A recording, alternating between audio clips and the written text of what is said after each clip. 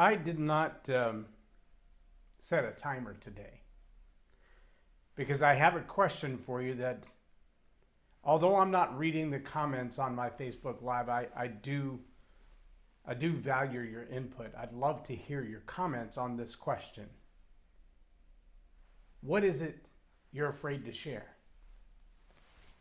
What is it that's going on in your world, in your belief system, in your view of what you see today that causes you to say, I would only talk about that in certain circles? Welcome to Leading Leaders Podcast, 5-minute videos, 5 days a week. I'm J Loren Norris with Leading Leaders Podcast.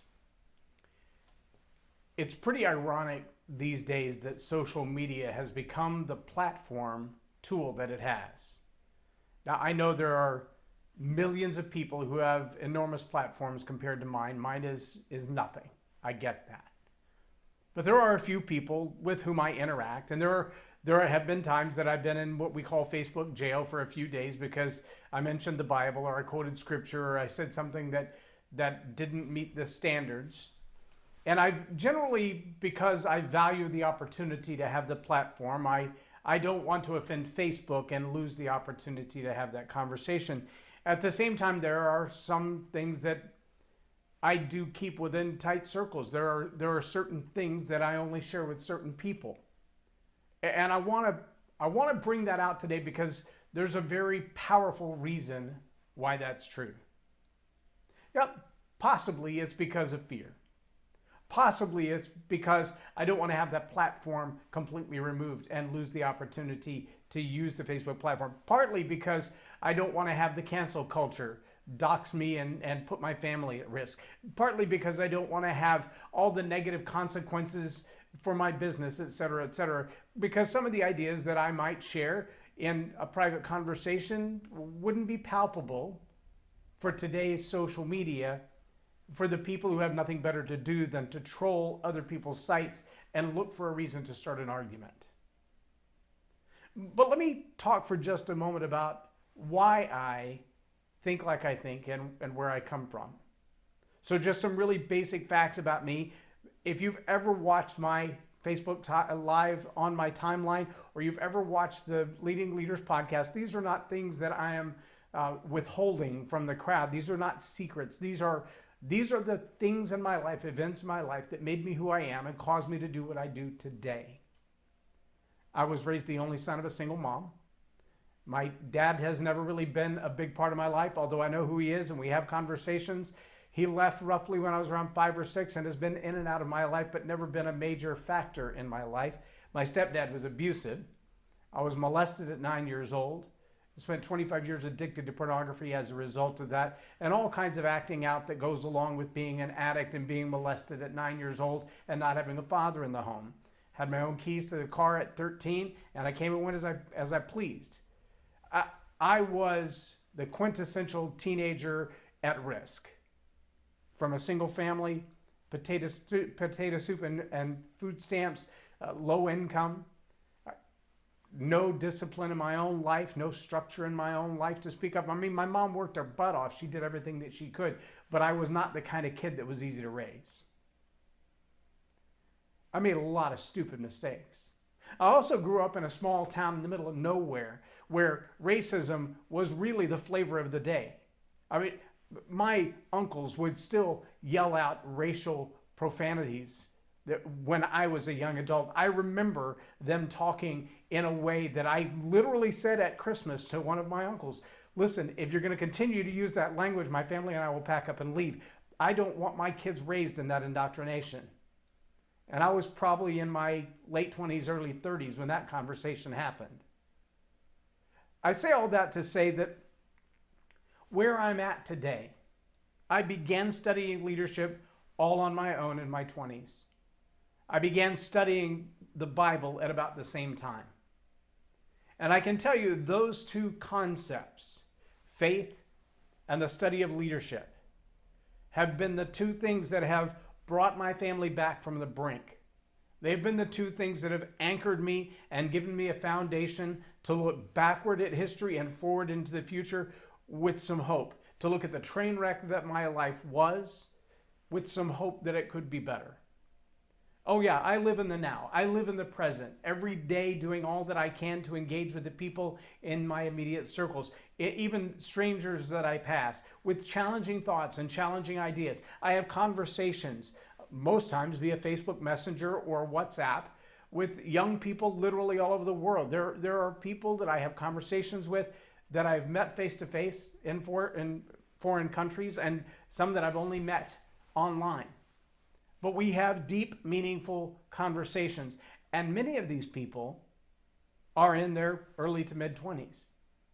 And many of these people are so powerfully persuaded by what they see and hear in the media and on social media about ideas that I look at and I go, it only takes a little bit of research to dig deeper behind the facade of what's being said and find the true anchor to it. It only takes a little bit of research to understand where our faith comes from and why some of these ideas run counter to our faith. It only takes a little bit of research to look back at history and realize some of these ideas have been tried since the dawn of humanity, and they've never worked. They've failed every time. They have been destructive. They've been damaging. Things like slavery. There's never been a time that it worked out well, not once, and yet society after society keeps trying it. There are ideas that are bedrock ideas. And by bedrock, let me give you the illustration of the foundation of a home. If you were to go and try to build a house on sand, on a beach, the first time the tide comes in, your house goes out to sea with it. So maybe you move up a little bit further and you build it on the dirt, not the sand, and you're a little more stable and you're further from the waves, and so you're not worried about it washing away until a hurricane comes. But when that tide rises, your house will float, because you ever seen a log in the ocean? Yeah, they float. And if your house is built out of sticks, it floats. And enough water will float anything. Just ask. You can watch semis and buses float when a hurricane comes in. It happens. But if that's where you build and you don't get to bedrock with your foundation, it's not staying. But if you look at places where there are skyscrapers that are hundreds of stories, thousands of feet tall, and you wonder, how do they stand there in the wind? How do they stand there with thousands of people inside them? How does that work? Well, it's because they dug down first and got to the bedrock. What is the bedrock? Well, it's geophysically, it's a part of the rock of the earth that doesn't move unless the tectonic plates move. It's a giant rock, and they attach themselves to that giant rock because the rock doesn't move. Now, psychologically, sociologically, economically, there's got to be a rock in your life, whether it's leadership, as a principle, it's faith, it's the practices that say, these are the things in my life, these are my core values, and they don't move. Now, sometimes you hit a rock and you think, that's it, that's my foundation, and then you realize that rock crumbles and you got to go deeper. Let me tell you something. The concepts and opinions that are shared on Facebook, that are shared on Twitter and WhatsApp and TikTok, many of those are barely the pea gravel on the surface. You're still in the sandy beach area. When the waves come in, you're going to move. They move daily. If you haven't noticed that, they move daily. You need to find some ideas that you're willing to hold on to strong. That will be like that palm tree in the early winds of a hurricane, because the palm tree may not make it through the hurricane, but at least it gives you something to hold on to for now. Something better than grabbing a leaf, something better than grabbing a beach umbrella. You need to have something that's got a strong foundation. And I don't care where you find that. I have my own preferences. But I'm going to tell you, tying yourself to the mast of a sinking ship is not a good idea. Holding on to something as flimsy and movable as a beach umbrella, like some of the ideologies that are shared around the world today, those are not good ideas.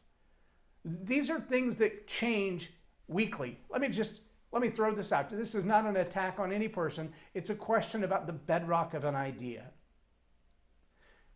Sexual protection under the law for a man or a woman to be protected, to say they have equal rights. A woman has the same rights as a man when it comes to voting, when it comes to jobs, when it comes to housing. They have the same rights, male or female, same rights. That was put in law in 1964.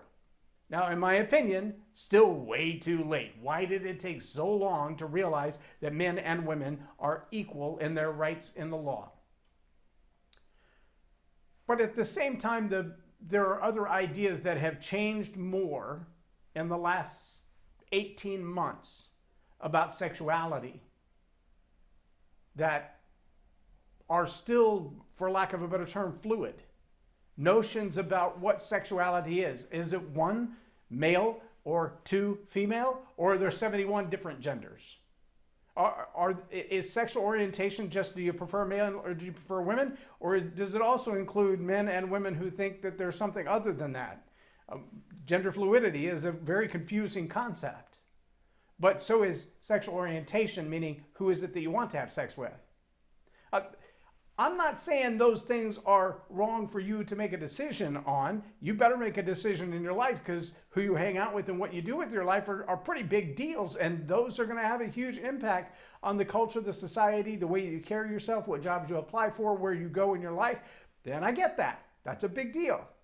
But are those ideas, when it comes to the foundation of who you are, the identity of your personhood, are they beach umbrellas or palm trees?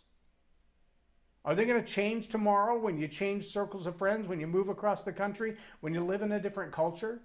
Are those things only true because of where you are now? Are you silent about them because you're terrified of what other people will think? Maybe your family, maybe your friends? Are you terrified of talking about them because you're not convinced yet what you believe about them? Again, this isn't about judgment. I'm just asking you to get to the bedrock core.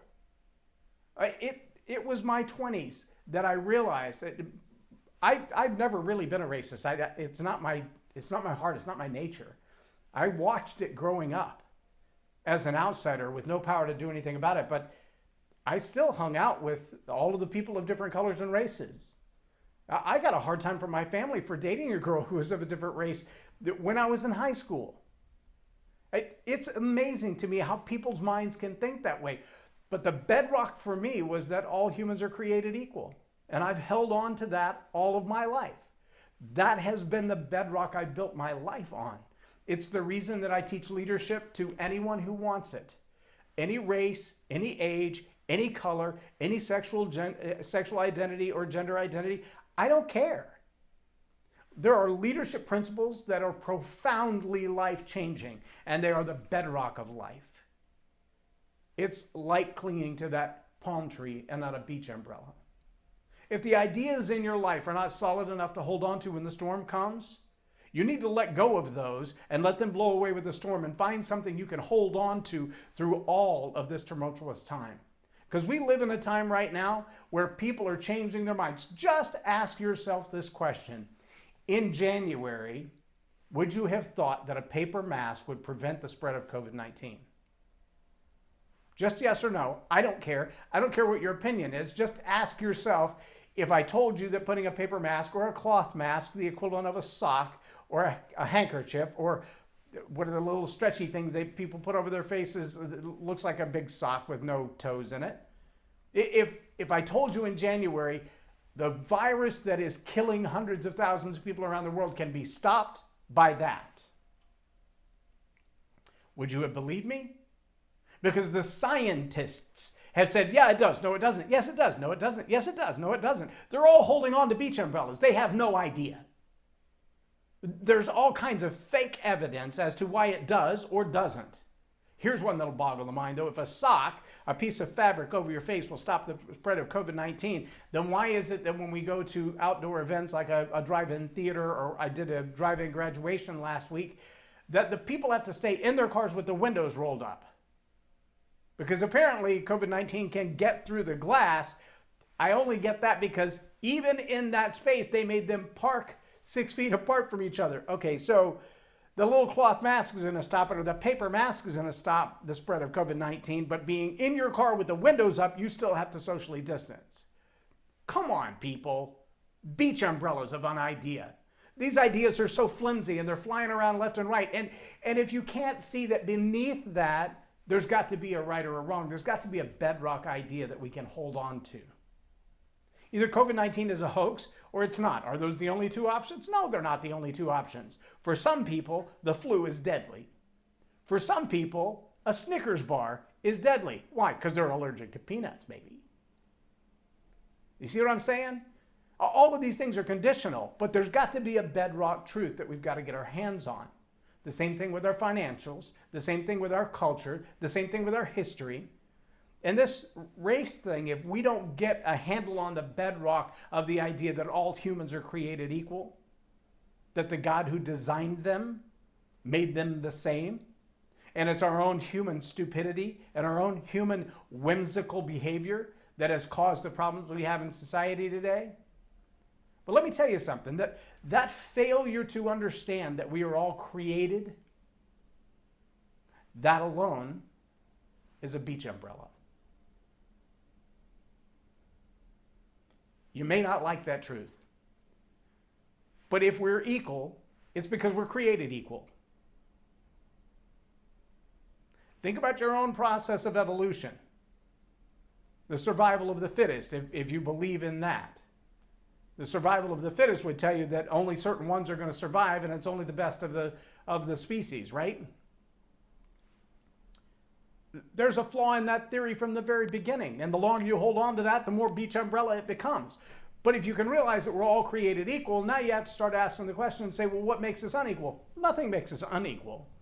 Some gives us better opportunity than others. That's choices.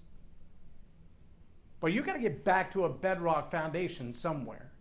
You've got to find something to hold on to that doesn't move with the day. It doesn't change every time social media changes. It doesn't change every time a louder voice stands up and yells, oh, I think it's like this. There are people today promoting the concept that an adult having sex with a child is a normal thing. Well, I know that it's happened throughout history. Whether or not it's normal versus deviant, that's a whole nother question, right? But you got to have a bedrock somewhere to say, is it the right thing? Because for thousands of years, people have been executed or imprisoned or fined for that kind of behavior. And now we want to pass laws that say, not only is it right, but if you speak out against it, just speaking out will get you put in jail. Bedrock or beach umbrella? Are you holding on to a palm tree that's going to be there when the storm passes? Or are you going along with the storm and the umbrella out to sea? All I'm asking you is to ask yourself, where do the ideas that I hold on to come from? The decisions that I make in my life, the relationships that I have in my life, the things that I speak out about, and the things that I'm silent about. Where do you get them? Are they solid enough to be trustworthy? Or are they made up yesterday? There's nothing wrong with new ideas. It's called innovation. But if new ideas don't have a bedrock in truth, they're nothing more than a hot air balloon. And either the air's going to escape and they're going to go flat, or the string's going to get loosed and they're going to go away. I'd much rather be the fence post that the balloon is tied to than the balloon flying tied from a fence post. I challenge you, if you are in a leadership position of any level, if you are an influencer at any level, to ask yourself the question, where do I get the ideas that I have? What is the bedrock that my notions, that my life is built around? Where do I come up with this stuff? How solid is it? How solid is the evidence that I believe? Do your research. Do a little research beyond Snopes. Go a little bit beyond Google. Look further back than Google. And ask yourself the question, if somebody once thought it was a bad idea to mix those two things together, why did we start doing it again?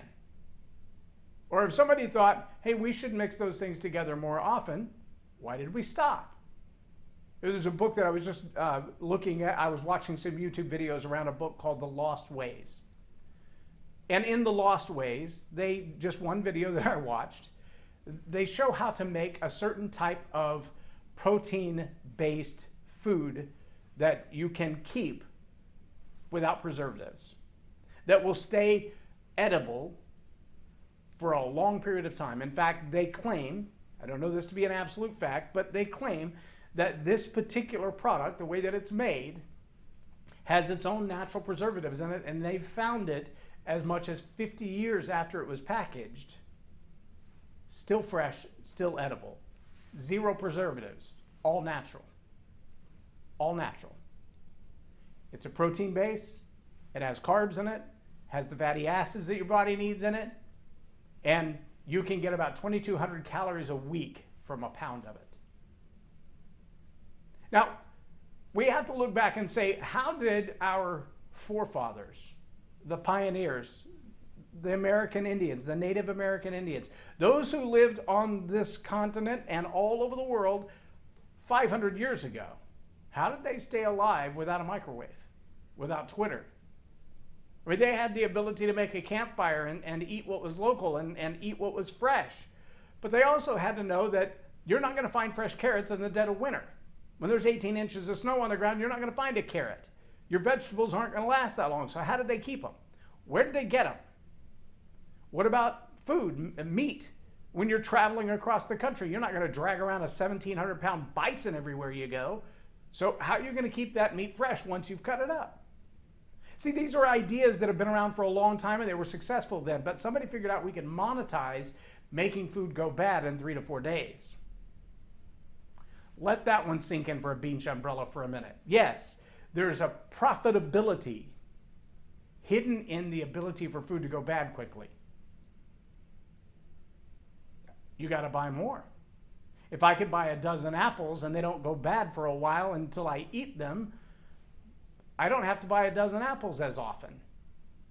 If I buy sandwich meat and it comes in a package that stays fresh for 2 or 3 months and I can travel across the wilderness with it, why in the world would I worry going back to the store next week? But see, it's that cycle that becomes profitable. There are a whole lot of things that we've lost the old ways. We've lost what was productive. We've lost what was successful. We lost what proved to be trustworthy for someone's profit. Because innovation isn't always about improving society. Innovation is often about creating the better mousetrap so you can sell more mousetraps. I'm just saying, whether it's in your capitalism, whether it's in your economic society, whether it's in your socialism and your cultural society, whether it's just doing good to feel good about doing good or doing good because it actually is good, you've got to get your ideas back to the question and ask, are you holding on to a palm tree or are you holding on to a beach umbrella? Because the storms of life are not going to stop blowing. And the older you get, the more you're going to look back and realize, I wish I'd known that 20 years ago. I don't care who you are as a human. Unless you're an absolute moron when you're old, you have learned things now. 30 years old that you wish you'd known when you were 20. 20 years old that you wish you'd known when you were 15. 50 years old that you wish you'd known when you were 20, 30, 40 years old. I promise you, any human that lives to 50 is looking back going, man, I wish I'd known that 10 years ago. And if you're not learning anything. But in all your learning, get wisdom. Get real wisdom. Get back to the bedrock. Find the palm trees that are going to stand through the storm. And stop holding on to beach umbrellas and ideas and notions that change every 20 minutes. Every time the wind changes directions, they blow somewhere else. That's not good for an individual. That's not good for a family. It's not good for a culture or a society, and it's certainly not good for the world. Hold on to something that has stood the test of time. Get your arms around something that's not going to blow with every wind of change. I'm J Loren Norris with Leading Leaders Podcast for Tell It Like It Is TV. Have a blessed day. Subscribe now for our extensive video library of leadership lessons promoting faith, family, and freedom.